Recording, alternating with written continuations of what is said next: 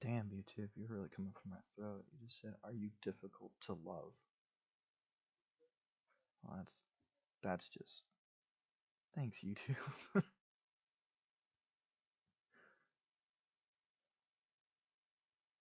Okay, I'm back. All good? Yeah, sorry about that. No, it's funny. I didn't say much during that thing, but I did find a YouTube video that was pretty funny. That like just a recommendation of a YouTube video was that said, "Are you difficult to love?" And I was like, "Wow, thanks, thanks YouTube, thanks." It's, Recommendations be like that sometimes. I know. I'm like, what are you trying to say here? Like, hello everyone, and welcome to another episode of the Graveyard Shift. This is our second annual Halloween special, pretty much, and we're gonna start off a little different than we did last year, and for the show in general. We're gonna be talking about internet horror, and with me, I have, Hi, my name's Grace. and Grace is a self-proclaimed, what was it, creature of the internet. So I think I got the right person. Terminally online. That's it. That's what it is. So what we're gonna start off with is like kind of the more well-known creepypastas and like internet stories, and then I'm gonna let Grace kind of take over and like talk about her internet mysteries and all the stuff that she found that was either creepy or really interesting. So right off the bat, I'm just gonna I'll talk about the one creepypasta that I always really enjoyed, and I love the idea of it, and it's the Russian sleep experiment. Have you heard of that one? Yes, I think that was one of the few creepypastas that I really enjoyed. And not that I didn't like creepypastas, but I just remember a lot of them were kind of like bad quality, but I remember this one being like very well written and Mm-hmm. the entire community really loved this particular story. Yeah, I like it because of all the creepypastas I've ever heard. It's very quote unquote cinematic. It has like a good beginning, middle, end, and the end really leaves you off on this uncomfortable note. So I'm just gonna give like a basic like little overview of what the Russian sleep experiment is. From what the story says, in during like post World War II, um, is either pre or post World War II. The Russians are looking to make a drug that will keep people up, and because if a soldier is able to stay up and healthy with enough energy throughout most of the day, they could be really effective. So what they do is they test this MacGuffin gas on four prisoners of war, and they basically lock them away, and the scientists try to see what happened. And over the course of like I think over a month, you just see the decay and degradation of these poor men into just something inhuman.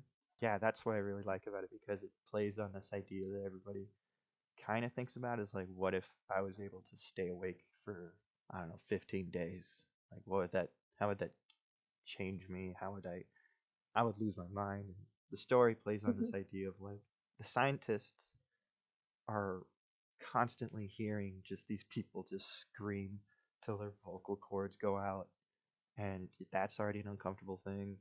And then slowly but surely, these soldiers kind of just become, or not soldiers, prisoners of war, just become like I don't want to say zombies, but at least like they're being able to survive things that no normal person should be able to survive. Like you could see like their exposed heart. There's got pieces of them missing, like chunks are just taken out. But what I really like is just the attitude. Towards the end, they kind of just get really philosophical, and that's kind of creepy. I now that you say that, I vaguely do remember it. Isn't there like some quote at the end? They say something, and I feel like Yeah. people were like, am I remembering it wrong?" No, you're there is a very interesting quote, and I think it's the reason the story has stuck with me. Is the last remaining prisoner. He's all mangled up. He practically doesn't even look human anymore. And he just says, "We are the thing that you hide away from at night. We are the thing that watches over you while you sleep, and the thing you choose to ignore at night." And pretty much Yes, implying I that, do remember that. yeah, pretty much implying that like they become like these sleep paralysis demons almost, or at least like I kind of like the idea of like whatever sleep paralysis demons are, they just kind of infect the these poor soldiers once or people once they uh don't get enough sleep over time. But I don't know. I just always really liked this story ever since I heard it. I always thought it was interesting, and up until the really weird supernatural stuff, it's kind of a believable plot. Yeah, I think that's why I like it so much is because it is so believable. Like aside from the paranormal stuff, Hmm. but I think there's a lot of fear surrounding the different experiments that were performed, especially during World War II by these Hmm. different regimes, and so I think it really plays on, um, I guess, actual things that were happening at that time. Hmm. If you look at like Nazi Germany or the USSR or Imperial Japan, like there Yeah, were I was gonna say Imperial things Japan. going on. I Yeah, that like you could imagine this happening. Yeah, like I don't know what it was, but I went down a weird rabbit hole recently because I found like a video on what was it? The Unit 32. It's basically the unit that was kept secret by the people of Japan for many years until they found out what they did at this particular camp, and it was ungodly immoral. It's just like the worst shit that anything could ever happen to people went down at that camp. And this kind of ties into the Russian sleep experiment because it's like, well, yeah, like these scientists are like the typical mad scientists of just like, we're just gonna see what happens when we just take this to its utmost extreme. I And think yeah. I know Hmm? what you're talking about with the Japanese unit. I'm Yeah. pretty sure I know which one you're talking about. Yeah. I mean, that's a little bit more much to talk about now Yeah, because let's not go there, I but don't have all the information right now. But if you do want to watch a movie that's based off this, and yeah, they have made movies about it. There's a movie called The Men Behind the Sun. It is a okay, depressing as hell movie, and it is I'm sure. definitely not for the faint of heart because there's a lot of very questionable special effects that are like that look too real. Like how'd they do that? Okay, Like, but yeah, it is a very. It's like it definitely goes into the more extreme cinema style of filmmaking where it's just like filmmakers are just like, I don't care. I'm just gonna do whatever the fuck I want to do. that sounds interesting, It's actually. it's an interesting World War II movie because Schindler's List is a very depressing movie, but has a bittersweet end. This movie does not. It's just like, yeah, and the people that did this got away with it. And yeah, Okay, like if that would just be my movie recommendation, but again, I don't recommend it to everybody. I recommend it to people who just like finding the weird, creepy, uncomfortable, extreme stuff. I'd definitely be interested in that. Uh, Um, I wasn't oh, implying you, but okay. that sounds interesting. Yeah, no, So yeah, that's a Russian sleep experiment. Um, like I saw a list of on Watch Mojo where it was like top 10 creepy pastas that should be made into film, and this was at the top of their list. And I just kind of wanted to get your opinion on that. I mean, I I know you're kind of indifferent to movies in general, but like, do you think it could work? this one maybe. I think I think this one could work. Maybe as like sort of like a strange, like surreal, like art house film. Mm-hmm. If it was like shot a certain way. Yeah. I don't know enough about movies. I think it could work, but I'm not sure how to describe what I'm like envisioning for it. Um, Okay. other than like a very strange, like Lynchian sort of movie. Oh, you're Um, going Lynch. Okay. yeah. Interesting. I mean, I guess I've seen a lot of stuff, so I know a little bit more. But You have more to go off of. I think of him as like with weird and trippy and surreal. What I think the story also requires is like a sense of like viciousness and like because much the story does involve like just what the hell happens to these men is just so like disturbing and like just messed up what they do to these people's bodies. So I don't know a particular filmmaker working right now that could do that, but the only one that comes to mind is a total asshole. Lars von Trier, he's a total dickhead. We've talked about him on this show before. But yeah, I think he Oh, I could don't make know him. something like this, but it would definitely like piss people off towards the end. What next do we got? Okay. I guess we could talk a little bit about like Eyeless Jack or Jeff the Killer.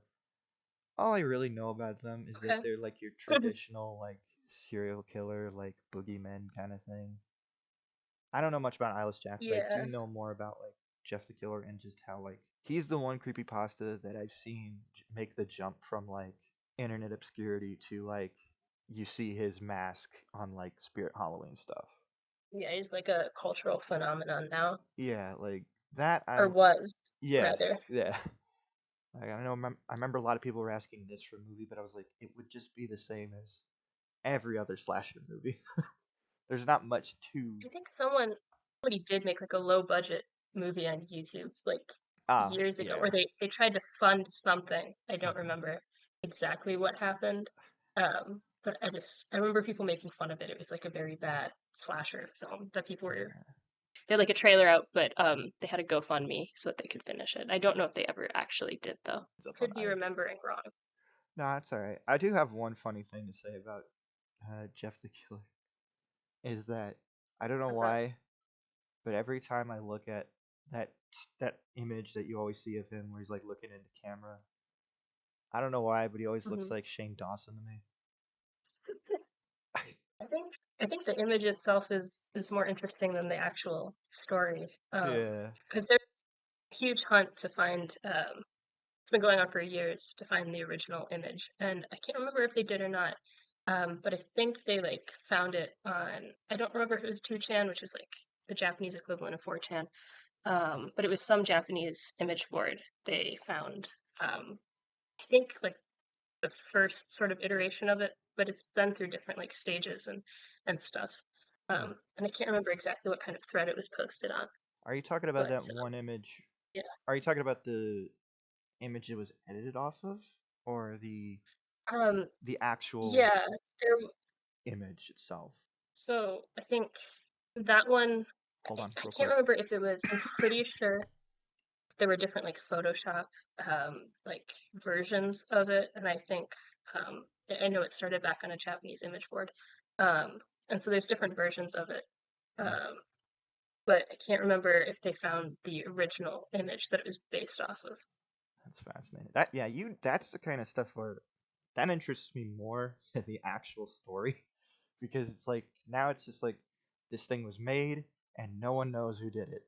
Like Yeah, yeah, I definitely find it more interesting.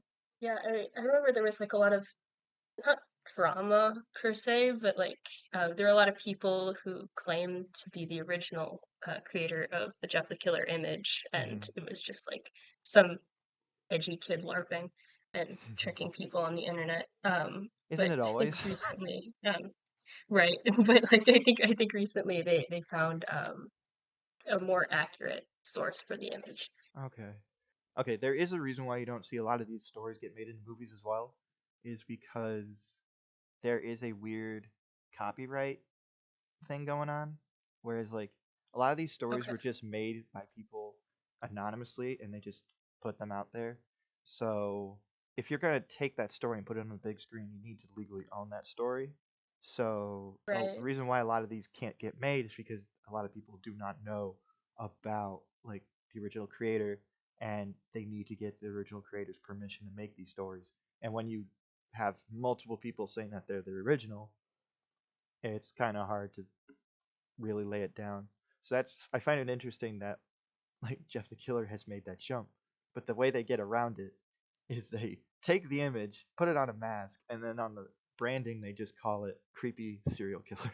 right. I've seen that before. So it's just like this weird legal loophole that I find it really funny that a lot of people do with these creepypastas. And that does make it really interesting how Slender Man actually made it to the big screen. Yeah, I think I saw that movie. We don't have to talk about it yet, but I think I saw that movie in theaters. You The did? Slender Man movie. Yeah, my friend and I thought it'd be funny if we went. We are Oh, like, this is gonna be terrible. So, oh. so we, so we bought tickets and we went. And give your I don't review. remember anything. I can't tell you Oh. anything about the movie because it was so, um, just Bland. generic. Yeah. Yeah, there's so much around that particular character. I mean, we might as well talk about it. Like, he Yeah, is, like, when you think creepypasta and, like, internet, like, cryptids, he is the one that everybody goes to. As, like, he's the urban legend that started it all. Like, everybody's like, okay, is this going to be the next Slender Man? Concept wise, it's actually a really creepy design. I like the idea that it plays on the mind's ability to, like, notice patterns. So like my favorite Slender Man stuff was always the see if you could spot him in the background, and sometimes a lot of Photoshop Yeah. artists did a lot of really clever designs with this. That was my favorite stuff because it kind of made it more real feeling of like, oh, this thing is this weird American cryptid.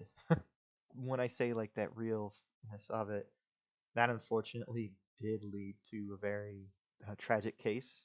Well, not it. Okay, it's very tragic and disturbing what happened, but it does have a relatively happy ending. Yeah. So That's what I mean is like there's three girls. They went out to the woods, and two of them proceeded to stab the one like repeatedly as a way to sacrifice her to Slender Yeah, they I guess like I don't this wasn't like part of the original lore, but people kept expanding upon the Slender Man Man. Mm-hmm. story. Yeah, exactly. Yeah. And so so there was the idea that like proxies or whatever, which are like I guess like Slender Man goes out and he seeks out like teenagers to like kill people for him. That was like I think it was just a way for people to make OCs, but those girls Took it wanted to way become too seriously. proxies. Yeah. So No, yeah, that's kind of the interesting thing about a lot of these stories is that the more real and the more like lore that gets added to these characters, the more it influences the wrong kind of people. yeah, I think it. I mean, I remember like because it was really popular when I was like just creepypastas in general were very Y- popular. I was in middle yeah. school, Oh and yeah, there same was here. like a certain type of person that was attracted like to those stories. Mhm. Usually not like just very edgy kids, I guess, Mhm. who are probably just looking for like some sort of community. But I think there's also a lot of um, that it also attracts uh, A particular maybe type of not the person. best Yeah. people. Yeah. Yeah. I think a lot what I love about a lot of this stuff is it's just pure like creativity amongst a community of people who just are like, I want to scare this person and I want to try creating something. And that's what I like, and how they just are like, okay, we're gonna take that idea and expand on its lore, kind of like your traditional Freddy, Jason, Michael kind of serial killers or characters in general. No, I think that these stories have the capacity, at least, to be more creative than things that you see in like Hollywood or maybe like certain literature. Mm-hmm. Because there's no like incentive to make money or anything. It's just people being creative for the sake of, or Mm-hmm. it's art for art's sake, Yeah. basically. And so they're not getting anything out of it. They're just doing it because they're passionate about it. Yeah. So I think you have um, and there's no like limits to what you can write about on the internet. So I think it opens the door for Mm-hmm. a lot of creativity. I kind of want to ask you before we move on. Do you have a particular favorite like creepypasta character? But I'll just end mine off by saying Okay, I'm a really big fan of Siren Head. Siren. Okay, I like that that. one's recent. Yeah, I like that one. I thought that one was kind of creepy and cool. I like the idea of just like this weird, lanky, tall giant with a siren for a head. I think it's just funny and it plays on a lot of things that I find interesting, like the messing with audio. And I saw a video with the creator of it, and it was just this idea of like, I just created something just for fun.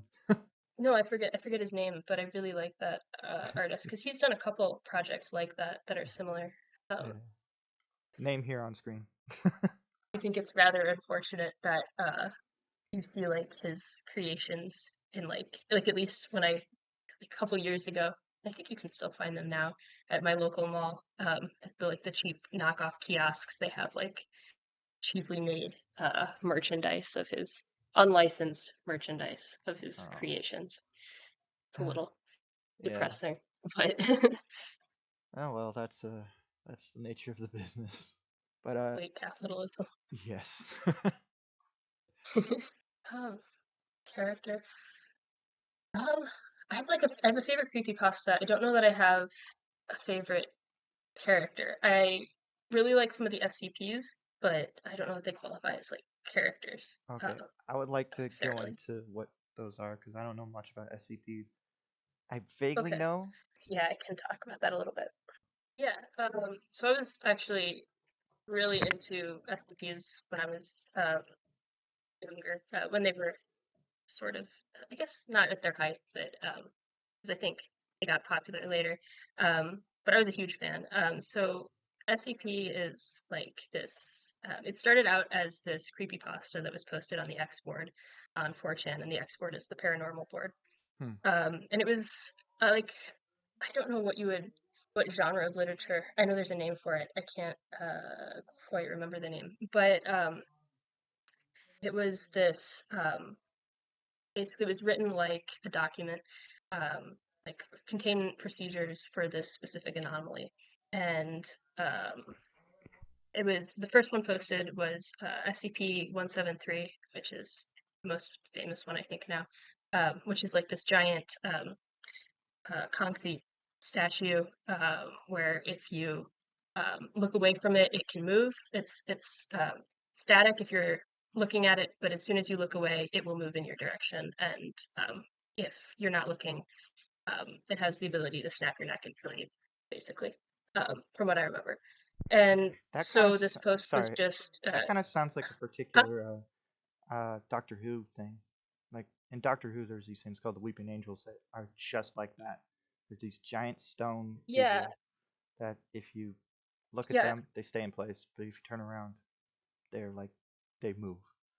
yeah. No, it's the comparison I think has been made. I think there's probably some inspiration there. Hmm. Um, but but yeah. Anyway, so it was just like a singular post on 4chan, but it was creepy, and it garnered a lot of attention, and people really liked it, and they wanted to write things that were in the similar style that the original post was. And so this like people, it was a collaborative writing project where a bunch of people got together and they created this like fictional world and fictional like uh, foundation where they would house anomalies and do tests on them and basically contain them to keep the rest of the world safe, document their behavior.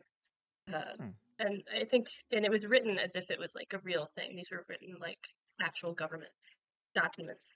Um, so I think that upped the horror a little bit.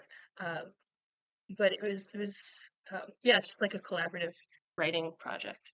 No, that's kind of cool. So like it's just this kind of sounds like a quote unquote like cinematic universe of just like connecting stories just with this one thread. Yeah. So you can go to the website and it's set up like um, an actual website for that sort of thing would be, um, and you can read like people submit. You can still submit like different. I believe you can still submit them. Different SCPs, Hmm. different short stories and stuff, different characters, and you can build on the universe. And it's still ongoing, so it's like forever expanding. So I Hmm. think that makes it really cool. Do you know if they have like a person that like tries to like keep all the stories within like a specific continuity? It's like if one artist wants to use a character that another artist created and they do something wildly different with that character, do they come in and like say, "Hey, no, you can't do that." Like that's not how this character was intended to do. Yeah, so before you submit anything on that website, they keep it very strict because they have specific rules that you need to follow. Hmm. Because what happened with the creepypasta community is a lot of people wanted to write creepypastas, but a lot of them were kids or maybe didn't have the best ideas for Hmm. stories. They're very poorly written, and so the creepypasta like wiki got trashed, and so the SCP community was afraid of that happening. So before you submit any short story or SCP or character, it has to be reviewed um, by staff of the website. So it keeps it in check. And then if you want to write like they do have like a section for like joke stories and stuff if you want to write something Oh, goofy. okay. But regardless, it still has to follow a certain set of rules or it's posted and made official. Okay, yeah, I was just curious because I know like whenever you do like a big collaborative project, there's always like someone that takes an idea and just takes it a complete wrong way or just wants to do something really weird with a character or change like the character entirely. So I was just curious if they had like a way to like stop that or like have like a singular person telling everybody how this is going. Yeah, they're very dedicated to keeping the wiki very like professional looking and Oh, um, as well as the stories very well written. They're they're very careful with what they allow to be published on that website. Oh yeah, I never knew about that, but that sounds like cool as hell. Yeah, it is. I just have some like I have a list here, and a friend of the show, Chris, who will be on another episode soon.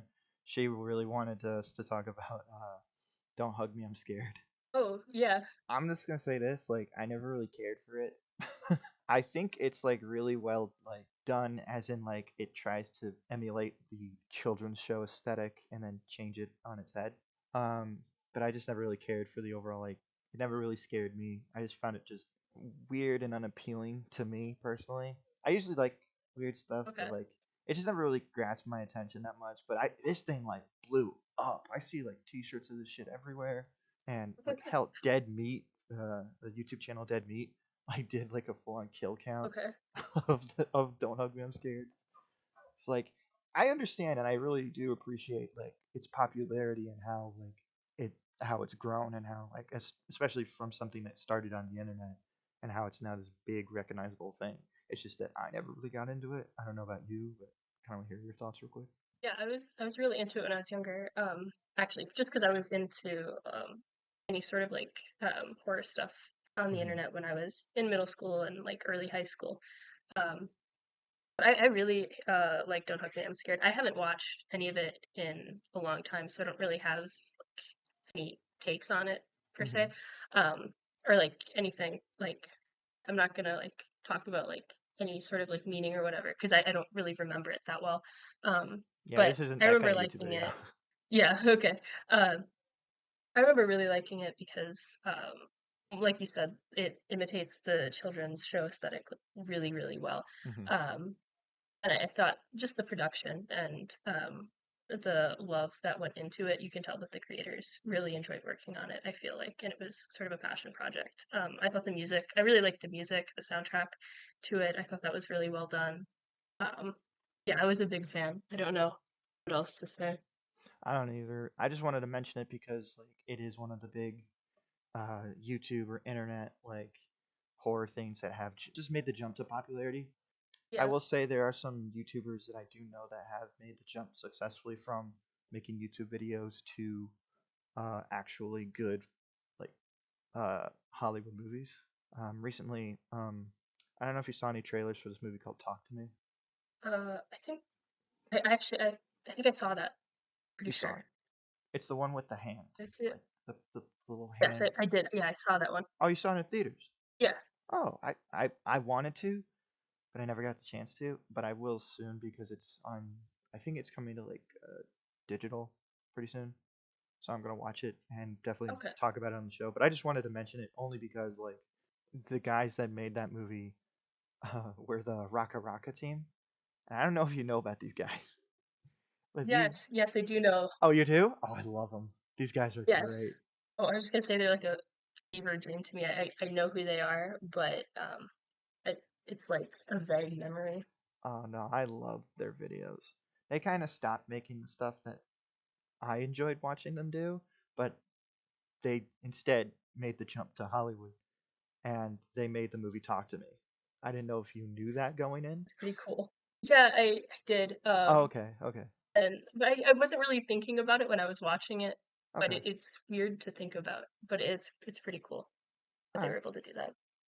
I think it will be kind of cool to like talk about it. And, like I don't know, I'm just really happy that like to see YouTubers who are passionate about films actually make the stuff. I know that one of the more well-known movie critics on YouTube, Chris Stuckman, is working on his feature film debut, which I think is also about like an online thing.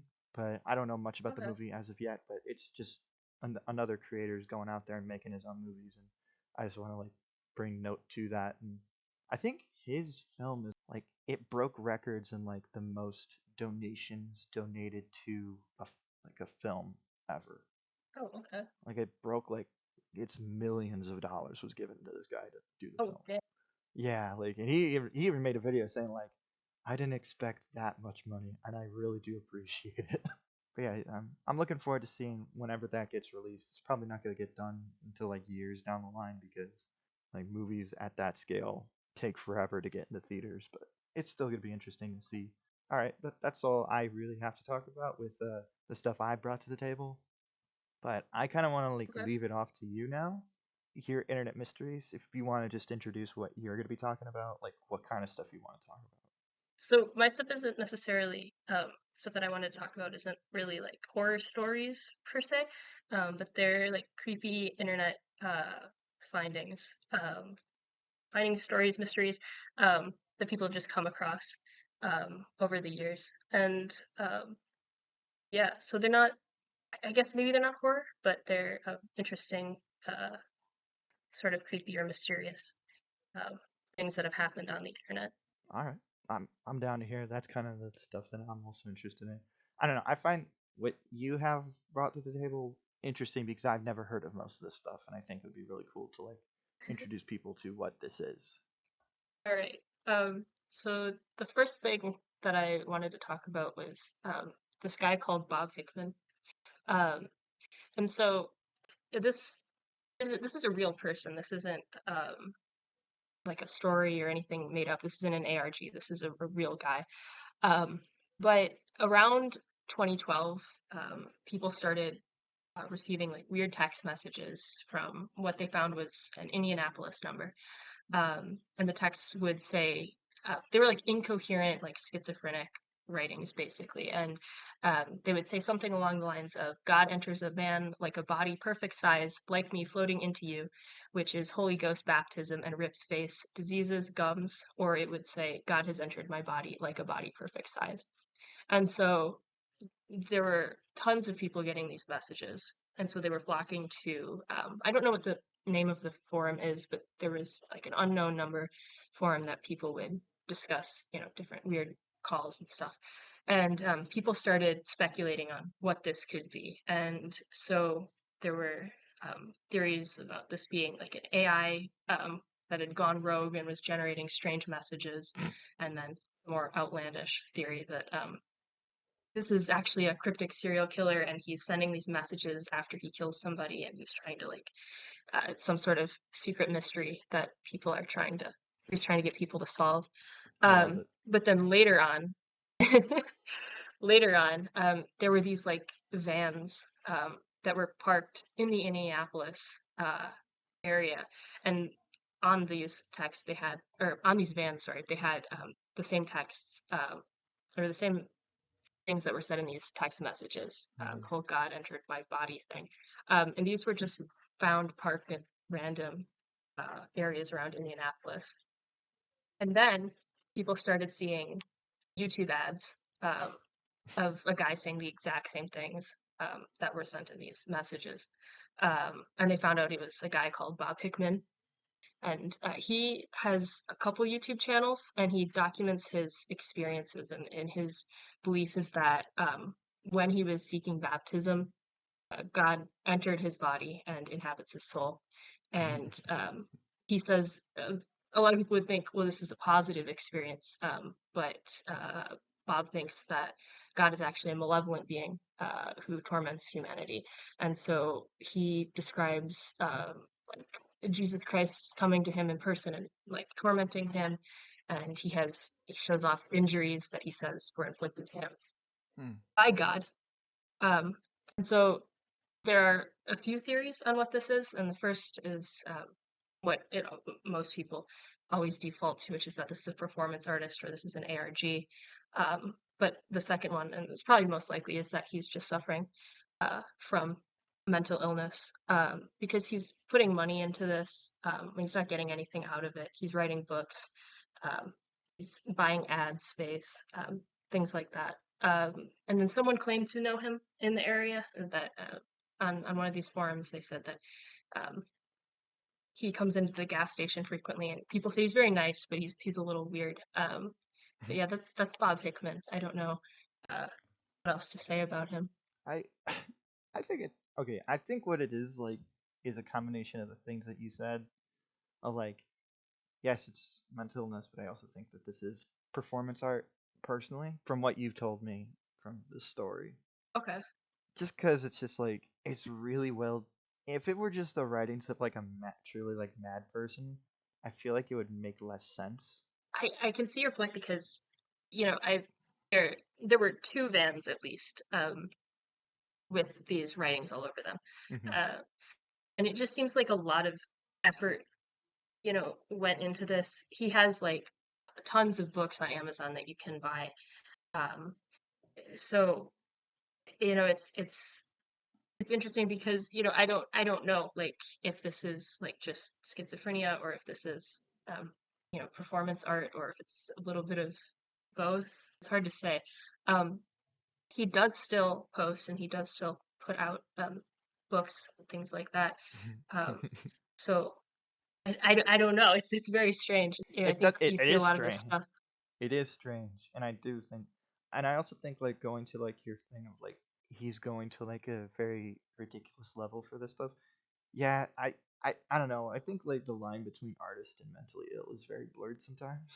Yeah, I mean, but there was a guy in the 60s who would write. He was a schizophrenic, and he went to insane lengths to get his message out. He would send um, like newsletters to everybody in his neighborhood, and he would harass the judges in his area and stuff like that. So, I mean, I don't know. I mean, certainly, people, maybe he is genuine about this and is trying to get his message out there. I don't know. Hmm. It is very interesting though, and I do think it's like, I mean, hell, it would be funny if like I just started just doing that for $1 million media shit like that. That would be funny. I mean, he got his Could message out. That's all fit I in the could say. budget. Yeah, Yeah. it would not fit in the budget. We have no money. I would hate to receive that message though. I'd Like, be so freaked out. I would be. Yeah, it would just be like, what is going on here? I mean, what do I respond with? I'll send a Wojak. Some people did try to text back apparently, Oh, and they did it. sometimes they would, yeah, sometimes they would get a response, but the response would be just as cryptic. Okay. Wouldn't Yeah. I be, mean, I would just. I you would couldn't only assume. glean anything from it, right? I don't think it's gonna be like, oh yeah, sorry, wrong person. Yeah. All right. I have four more I could talk about. Okay. Yeah. Um, Just is there uh, any in particular you want to like prioritize that you were interested in? what's Kanye Quest? You want to explain that? Kanye Quest? Yeah. So Kanye Quest Hmm. 3030 was um I'm not sure if it's still up for download. Um I don't think it is. Um but in 2010 there was this game called Kanye Quest 3030 and it was Hmm. released on RPG Maker and people like fell in love with it because it there's a lot of references to hip hop culture and different things like that. So it was very popular within, I think, the hip hop community, but also people outside of the community really enjoyed it as well. Um, so the story for this game is that it takes place in 3030. So Kanye is going out he's taking the garbage out and he trips on the pavement and he is sent to the year 3030 after a magic portal appears. And it turns out that 3030 is actually this dystopian society, and it's run by an evil clone of the rapper Lil B, who turns out to be a fascist dictator. And then, so what you have to do, you play as Kanye, you have to team up with different rappers um, to defeat Lil B. And then the story ends, and it turns out that Kanye just blacked out on the pavement, and he wakes up, it was all a dream. Um, but yeah, so it's just a goofy game, or that's what uh, seemed to be at Oh. first, and then but yeah, so then a couple years later, this pastebin document is sent out, and this player notices that um, if you type like there's different text prompts within the game and where you have to just like enter passwords and stuff, Hmm. and you can enter whatever you want. And this one player enters the word ascend into one of the prompts. I'm not sure if he like read something within the file and he figured out how to do that, or if it was just like a random thing that he did. But he types in ascend, and all of a sudden the environment goes gray. the music becomes atonal and the character turns into a butterfly. And then um, the battles in this game, they're sort of like Pokemon battles. Um, so when the player then, after typing a send, would enter any of these battles, they would end immediately. And then the NPC would ask the player, um, weird um, questions and like send strange messages about ascending and keep asking if the player would like to proceed. And if you keep hitting proceed and keep going along with it, it would eventually end up asking you for personal information, like your full name and your address, and the game would just end. It would just be like, thank you, and the game would end, from Jesus. my knowledge. Yeah, um, so this is made public through this pastebin document, and Hmm. RPG Maker immediately takes this game off their website. And so there was no way afterwards that you could obtain these files. Hmm. There was one download link which was left up on the developer's Tumblr page, but it was you had to enter a password. I guess there's like some sort of you can do like HTML, Hmm. custom stuff on Tumblr with HTML. So it was hidden behind a password, so nobody knew how to access it. Um, and then people started talking about this being tied to the Ascensionist movement, which is I'm not going to get into what that is necessarily, Aw. um, but I don't know enough about it. It's apparently um, like our souls are infinite and they stay on Earth. We just inhabit different bodies, I believe, is the gist of it, um, All right. from my understanding. Okay. Um, Yeah, but let's piss off more religions today. um, and it was weird because the Ascensionist movement had a Twitter page and they had like I think a Bandcamp page. They were a record label as well, which is strange. But they would What? like certain people would yeah. So um, people would message this Twitter account and they'd ask about like do you know anything about this game, and they would deny any involvement with um, Kanye Kanye Quest. Um, but after it was taken down, another game called Calypso was released, allegedly by the Ascensionists, and this game was really low effort, I guess, because it was the default settings or the default world that you get put in when you're working with RPG Maker. Apparently, I don't know anything about RPG Maker, but that's what I read. Um, but as you're walking around this world, up in the top there would be like strange, like incoherent dialogue that would appear.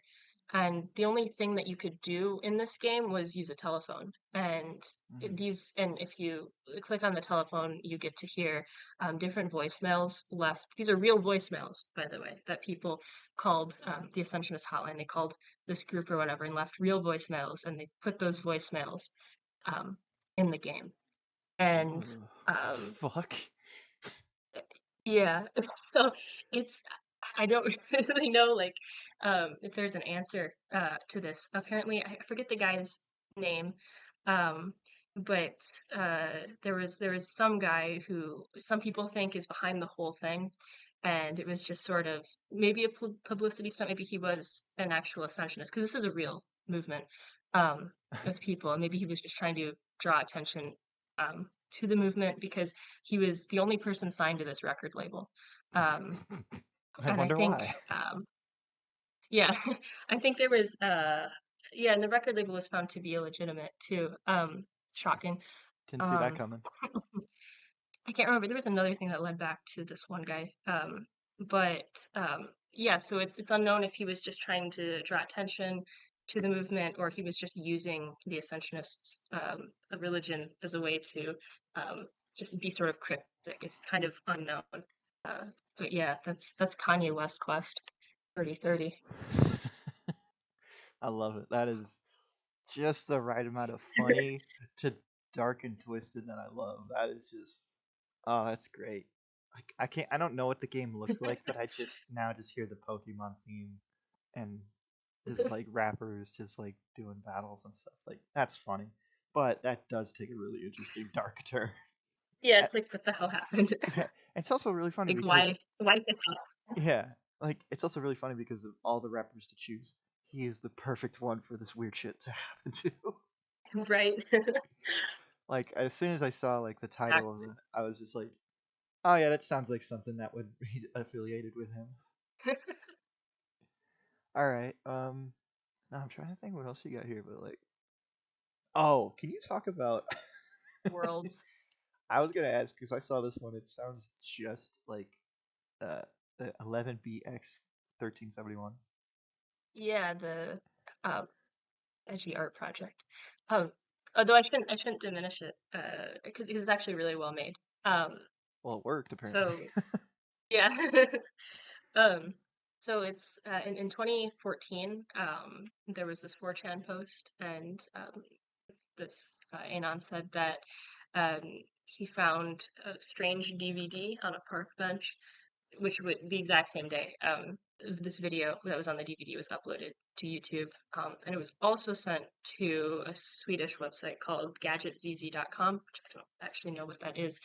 Um, Okay. but the video features someone in a plague doctor costume in an abandoned building, which was confirmed to be in Poland. And then there were like secret codes within this video. Like they spelled like things like "kill the president."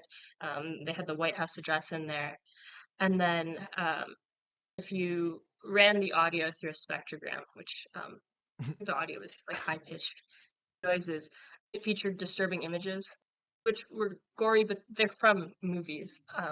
They're Oh, not actual gore or anything like that. got it. So people were freaking out. They thought this was like a terrorist organization or this was anonymous because this was around the time that anonymous was um, very popular or well known, I should say. Yeah. Or this was like some sort of publicity stunt or viral marketing scheme for somebody's art project. But this one actually does have like an answer. The artist, he's just a Polish artist who said in an anonymous interview that he was just practicing, like it was just an art project and he wanted to practice or like try doing something with cryptography. Um, so that's it's the 11B X 1371 mystery story, whatever you want to call it. That I can't really buy the fact that like, oh yeah, this is just an art project, bro. Like, you have that like think about it. That like, imagine like he presents that to a teacher. Like, I don't know, man. Like, I mean, I'd give him an A. I It's really well made. okay, all right. I haven't seen it, but I'll trust your judgment. But like, still, I would be like, you get the A, but I'm calling the police. Yeah. Maybe he took it a little too far. I mean, You yeah, should definitely watch the video. It's very interesting. okay. I'll see what I can do. Just the quality. It's very high quality. It's not just like um, some couple of teenagers trying to be edgy or goofy. Hmm. It's a serious art project. So Okay. um, All yeah, right. it's maybe refreshing from some other things like that that you see Hmm. on the internet. Yeah. All right. Do you want me to talk about So 32 and then we can talk about the last? Sure. I don't know what Um, that one is, but go right ahead. okay, so this one is again, it's more of a mystery, just a weirdo on the internet rather What's new? being creepy for some reason. um, but so the earliest I think that I found of anybody discussing this was about like 4 years ago. There was a post made to the starman.net forum. I don't know exactly what that forum is about, but um, they have, I guess, just off-topic discussions. And so one user was talking about that, he and his friend were hanging out and they got bored, and they were just typing random URLs into the search bar to see what would come up. And for the most part, it was pretty mundane. They didn't find anything. It would just be an error page or some mundane website. But um, as a joke, the poster types in "iwanttodie.com" into the search bar, and this led to them finding a website that just hosted a 2 hour long MP4 file of an interrogation scene. And he said that every 30 seconds, the word Cell 32 would flash on screen.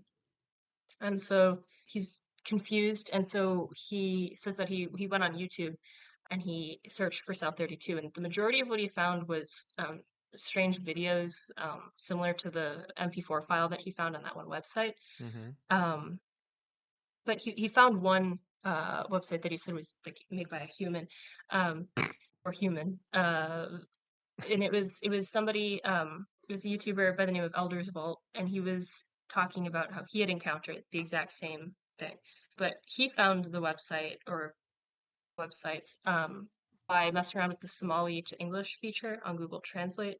Um, so I guess with the Somali to English Google Translate feature, I'm not sure if it's just like they haven't put enough information into it, and so it just glitches out. But he was typing like gibberish into the English, and then the Somali would generate cryptic messages, or Mm-hmm. the other way around. You'd type gibberish into the Somali, and then cryptic messages in English would come out, and sometimes links would be generated as well. And Hmm. one of the URLs that was generated was something by the name of satana.com. And so he puts this into the search bar, and it's this very like basic HTML website that he finds, and it's a black background with green text, I believe, and Oh, it's promoting this movie perfect. called South 32. It's just like the Riddler.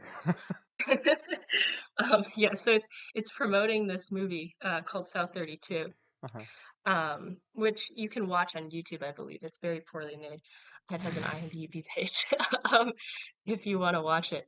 But um, so so people are like, they're wondering what's going on. And so this YouTuber trying to figure out like who this website belonged to and what was going on.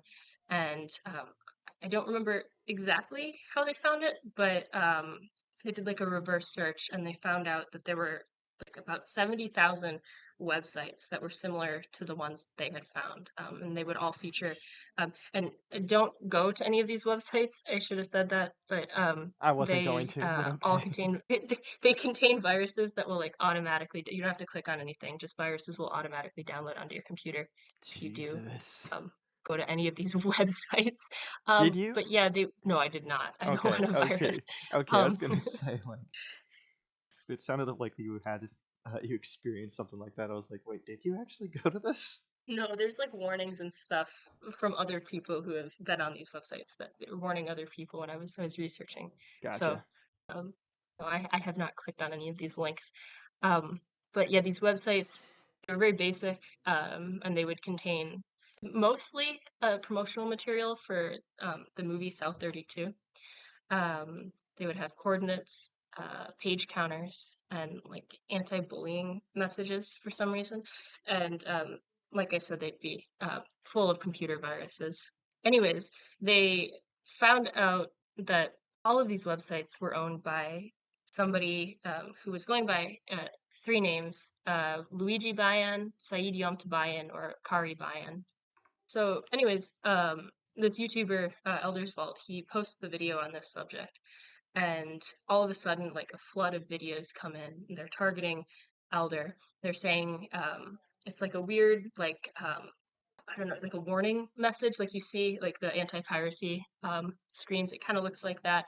And then it was like a weird text-to-speech voice, and it was saying that they were willing to pay $100,000 for anyone who had information on him. And they said $100,000 for the man with the Australian accent, which this guy is an Australian, by the way. So that was funny. But anyways, this they were saying that he was calling up his movie production company with threatening phone calls and just yelling at obscenities at them. He was saying that this guy had ties to the mafia and he was addicted to drugs. Um, and then this guy, for whatever reason, I should say that there's a Australian mining company named South 32 as well. Yeah, And so the owner of these websites then, I just did huh? like a random like Google search of like Yeah, just South 32 and I first got sent to the oil company and was like, okay, yeah. I want to see what this movie is. Bro, this looks like the most generic shit I've ever seen. I'll explain that in a bit. Oh no. Those, but he starts going after this Australian mining company as well. And then so he's putting out slander or like about this company. He's saying that they're like dumping oil on koalas and things like that. And I then shouldn't laugh. I shouldn't he laugh. for- I you should shouldn't laugh. laugh. He also accused them of like being tied with the mafia. Hmm. Um, and he was saying that he was going to sue them for $100 billion. And then he started going after, because I guess there were discussions about this on Reddit. So he was going after Reddit as a company, and then just random users who were in, these Reddit threads and then YouTube comments. He was attacking them as well. And then I guess from what I remember, he changed his like websites.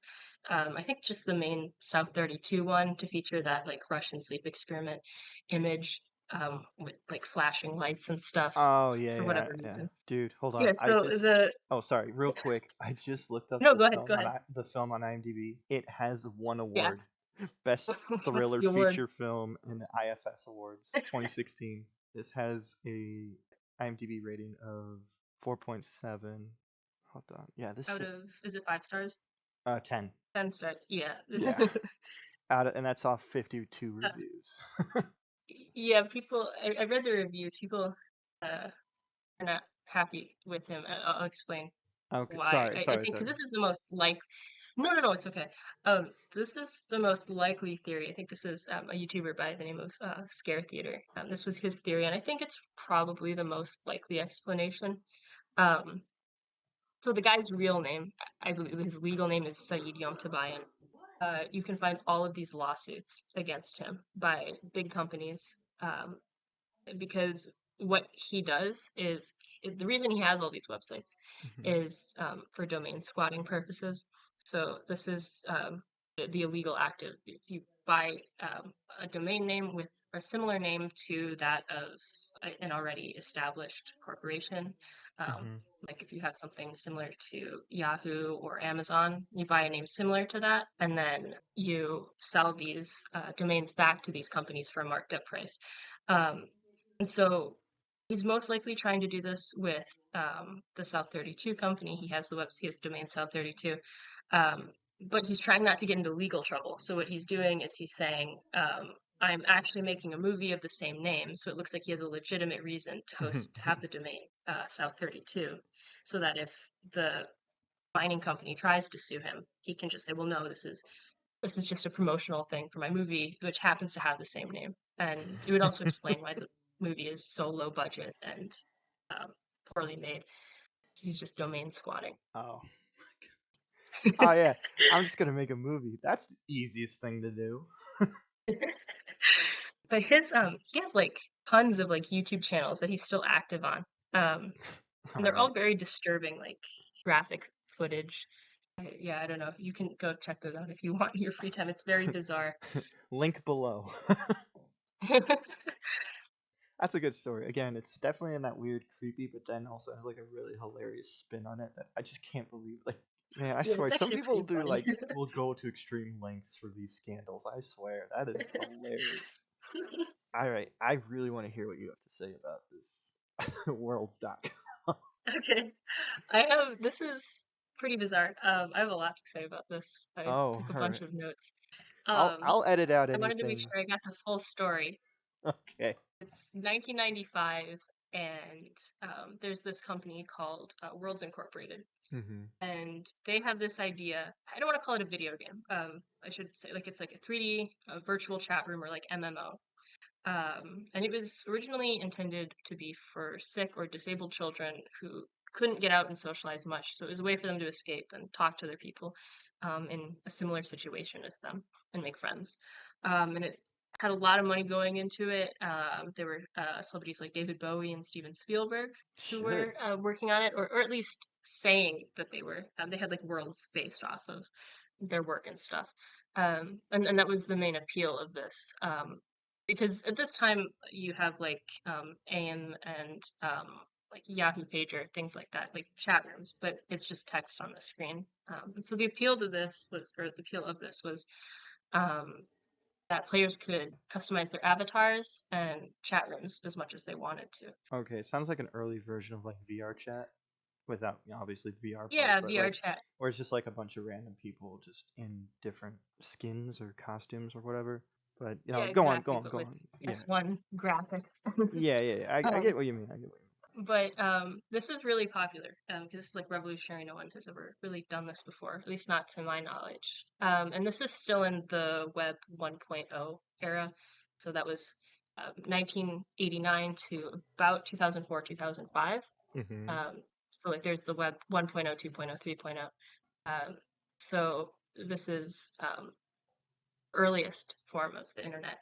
Um, and so very few people were on the internet at this time unless you were like you had some sort of niche knowledge about how to use the internet. And it was mainly like companies posting websites with information and then people would read it. Um, but it was very like anonymity was valued very highly at this time, Hmm. and also advertisers um, were banned. You could not advertise on any websites. So this sort of created this situation where you're anonymous and there's no need to appease advertisers. So people said and Oh did whatever they no. wanted on the internet. Oh So, no. so this creates this sort of like anarchist culture, Wild West culture, whatever you want to call it, um, that we associate with the early internet. But anyway, so around like the time that Web 1.0 is dying and Web 2.0 is coming about, so 2004, 2005, this game starts to die because there are new MMOs being created like Habba Hotel, IMVU Second Life, Fantasia. I can't remember all of them, but I'm just thinking of the ones that I knew about as a kid. Hmm. But those start coming out and they have better graphics, so people are opting to play those instead of worlds.com.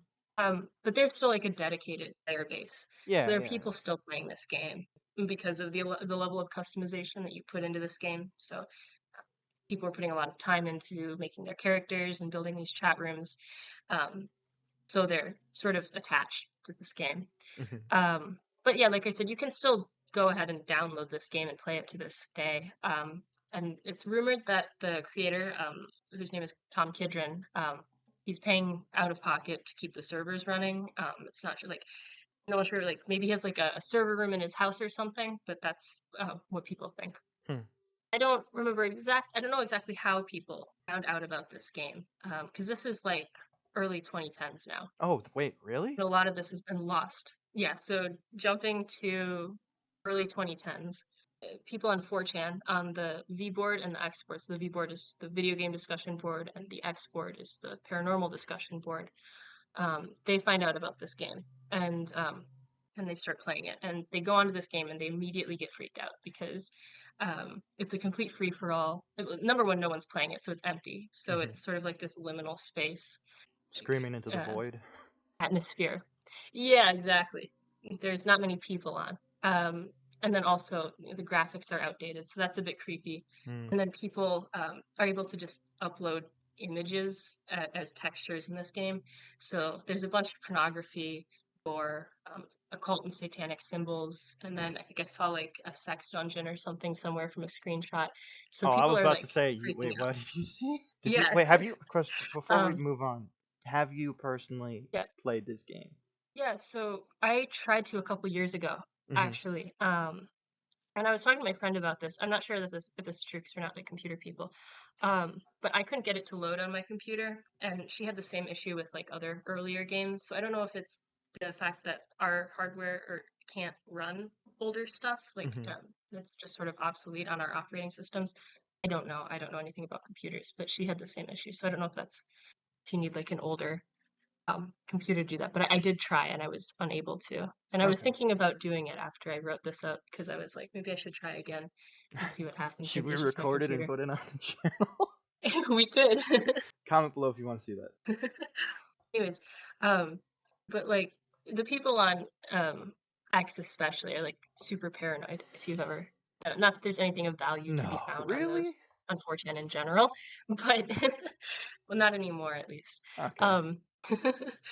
Um, but the people on X especially, they're like super paranoid and they're always trying to come up with some sort of weird conspiracy theory for what's to explain the world around them. But they start coming up with this idea that there's a cult uh, within the game and that there are also like illegal activities happening in this game. And so people start creating accounts on worlds.com, and it creates this sort of like cycle where they create an account, they go play worlds.com, they get freaked out, they leave, and then they go to 4chan to report their findings, and then people see the thread and they get interested and they download the game. And so it's just sort of this cycle. So there's this constant like influx of new players to worlds.com. And so there's two like I guess consistent users of worlds.com that people talk about, and that's Nexialist or Nexilist. I'm not sure how to pronounce his name, and then a guy named Jimbly. But I'll talk about Nexilist first. So there's a blog in 2012, and it's made by a guy. He's a 4chan user, but he's making this blog, and he's going by the name of George Costanza, and he's talking about this user named Nexialis, and he says that people who are like dedicated players, they call him the key bearer. The thing with him is people have gone into this game, and because they think he's attached to some sort of cult, so they try to reach out to him. But if you do that, he'll ignore you. You have to wait for him to come to you. So if he does come to you, what he'll do is he'll find new players, and he'll either ask you to teleport to him, or he'll just find you and he'll stand ominously in front of you for a couple minutes, and then he'll start talking to you. But either way, it ends in him giving you a tour of his place, which is full of graphic imagery, and apparently there's like a room that you can go to where you can like watch other users. I don't know how that works, but you can see other users through the wall and like keep tabs on what other players are doing. Whoa.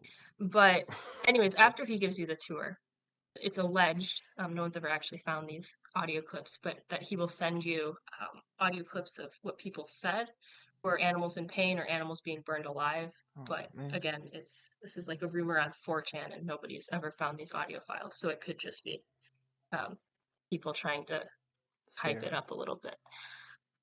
But then there's this other guy named Jimbly, and talking to Jimbly, or like getting invited to his world or room or whatever you want to call it,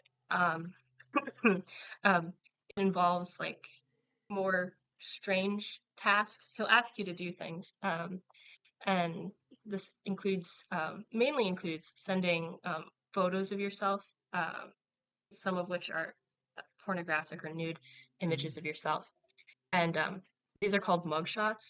And Ew. he has rooms like filled with hundreds of pictures of people who have played this game. There's apparently 30 different rooms, all filled with pictures of different people. Oh, And room 2 is apparently a shrine dedicated to Jimbly, with it, which is just pictures of him, I guess. But what happens is one of his followers or fans or whatever will reach out to a new player, and they'll say that they're also new. They'll pretend to be new, um, and then they'll say that they found this cool place, and if you want to go with them, and then that's how you get into Jimbly's world. And so people started thinking that this was some sort of weird sex cult or fetish cult that was going on, because of the amount of pornographic images that people were sending in.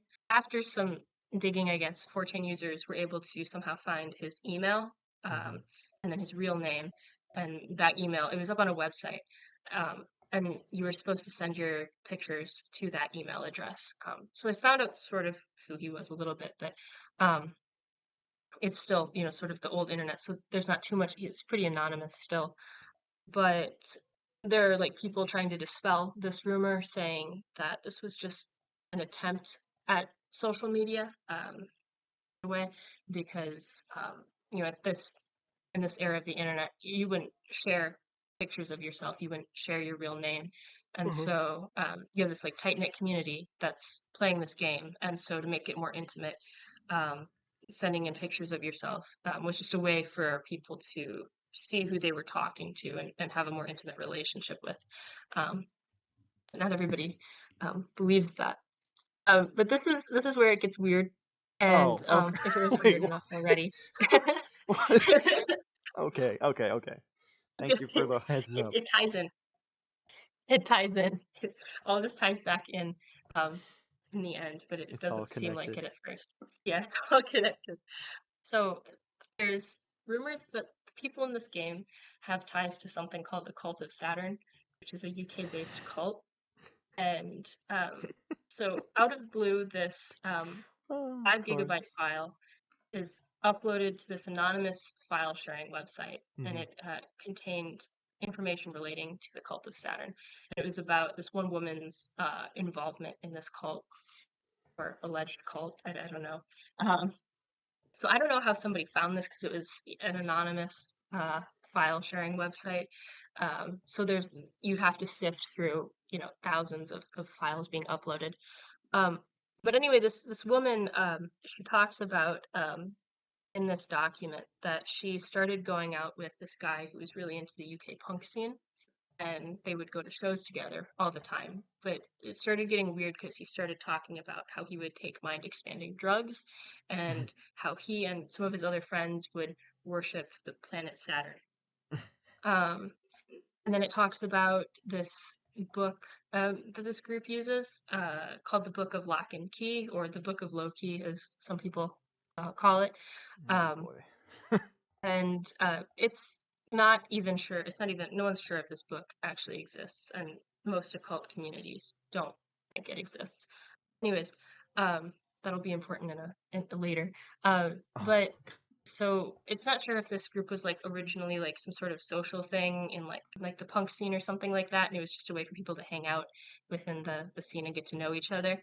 But apparently there's this guy named Frank Webster who is apparently the head of this group, and he really wants to be taken seriously. He wants his ideas about this whole Saturn thing to be taken seriously. So he starts going around London and he starts recruiting people.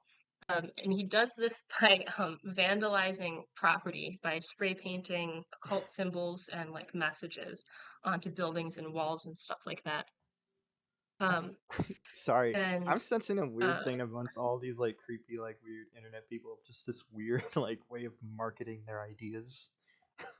yes, Just like this ongoing thing of just like, how are we gonna get our message across? I know, crime, vandalism. vandalism. um, anyways, this attracts some people to it. The vandalism does, um, but then this group would create a website that was just filled with occult symbols and I guess what was a countdown to the end of the world. Like I said, this attracts a ton of new people, uh, but they're mostly trolls. And what they do in turn is they create something called the Cult of Mars, and it's basically just to fuck with these people. And anyways, I'm all here yeah, for it. um, this group they disband around 2012, which is exactly when um, these 4chan posts are starting to be made. So late 2012, 2013 is when people start talking about a cult happening on worlds.com. And so Oh, okay, yeah, and so okay. this and so all of a sudden this 4chan user out of the blue, he makes a post and he's talking about the connection between this cult and the user Nextialis, because he somehow got a hold of this book, the Book of Lock and Key, and he posts like a page from it, and he Hmm. has the word Nextialis highlighted, which it appears in the book. And so the theory is that this cult went underground and was trying to recruit people through this game because doing it in person wasn't working. So there are a few theories on I how this wonder all, why. whether it does or not. um, but according to most players who use this game regularly, who Hmm. are like veteran players, they say that Nexialis is a troll, Hmm. and like Jimbly, like I said, he was just trying to do some sort of um, outdated or strange form of social media. Some people think that this has connections between this cult of Saturn has connections between um, them, and then there were actual cults of Saturn back in ancient Rome, but those were more severe and actually went through with things, I guess you could say. But Oh, okay. another theory is that this was a way for this Frank Webster guy to like a very avant-garde way of getting people to read his magazine because he apparently had a magazine. And so there are like accounts of people in London who really wanted to write for this guy's magazine or like work on it. And so people apply to write for this magazine. And then what would happen is that they were forced to perform like psychological warfare on each other. So these different applicants would have to like What? would be basically just like fucking with each other. Yeah. Um, apparently there were people who were called for in-person interviews and they'd show up to this location where the interview was supposed to take place and nobody would be there. And sometimes, and if they were called to do interviews and there was an actual interview set up, afterwards they would be locked in a building on Old Street in London and they would be messed with like psychologically throughout the day or the hours after the interview. Sometimes applicants would receive maps and a package, which they would have to drop off at mysterious locations. And so, like, one of the theories is that there's like some connection to the movie Donnie Darko, um, Oh my which god. so Not these um, nerds. but there's because if you look at Nexialis's avatar, it's sort of like a bloody like rabbit's head or whatever. So people think it looks like the Frank the rabbit in the movie, and also Frank Webster. His name is Frank, so there's that theory. Ooh. Um, so I don't know. I don't know that this is the most concrete theory, Oh. but there's people who say that it's either like a marketing scheme or a cult that was inspired by this piece of media. Um, and then another theory is that this is an ARG or an alternate reality game. Oh. Um, People are saying that, well, maybe that 5 GB file was fabricated Mm-hmm. because I haven't read through it, but I've seen screenshots, and it's written in a very strange way, almost like a play. Mm-hmm. Like it's not like a narrative. When this woman and another person are talking, when she's telling the story, it'll have her name, like colon, and then like what she said, and then same thing for the other person. So it's like a weird back and forth. It's written almost like a play, um, which is strange. And then people were also given like strange riddles to solve, people who were involved with this. Oh my And god. then that Frank guy published a website where he had strange sigils and like occult references. And he would have passwords that you would have to enter to get onto different levels of the website. And then the last theory is that this Nexialis guy, he's just like a normal guy who like it's just a strange coincidence that he has things in common with this cult and he's just kind of leaning into it because it was funny to him. And I've heard people say that I don't know if this is true. I read like a comment saying that some people think he's just like a librarian in England or something, and he just finds this all very funny, and so he's just kind of messing with people. I don't know if that's true. Anybody could say anything, but I hope yeah, that's those are the the case. theories, and that's worlds.com. Okay. Well, that is everything around that is just so weird. Like I still am caught on the fact that you said that David Bowie and Steven Spielberg at one point were attached to this project. Yes. Yeah, there were a few other celebrities, like I can't remember their names or who was involved, but yeah, those are the two that I remember being involved. But it was like a huge thing because it started out as like a very a nice thing for like disabled kids or whatever, and then it just turns into a complete shit show. Um, yeah. I love it. This is exactly the kind of shit that I wanted to talk about. Just this like weird underground like culty weird nonsense. Yeah, that's it. That was a great story. I'm glad that you told it to me. I'm sorry that I kept like commenting on stuff, but I was just like, you've got to be No, kidding. no. That Donnie Darko thing pissed me off. Yeah, I mean, I like the movie, but I feel like tying it into the game is I was just like, I don't know. yeah. Edgy, pointless. I don't know. All right, is that all you got? Yeah, that's all I got. All right, Um, well, yeah. yeah, I guess we can end it off there. Thank you, Grace, for again coming on the show and talking about stuff that you're really interested in. And I don't know, this shit has turned out to be way more fascinating than I thought it would be. Yeah, so this has been the Graveyard Shift, and again with me I had Grace? Please tune in for the rest of the month of October for all episodes of the Graveyard Shift. Every episode should be uploading Fridays, and then a special episode should be released on Halloween itself. And yeah, I hope you guys enjoyed the video. Please like, share, and subscribe. And yeah, bye.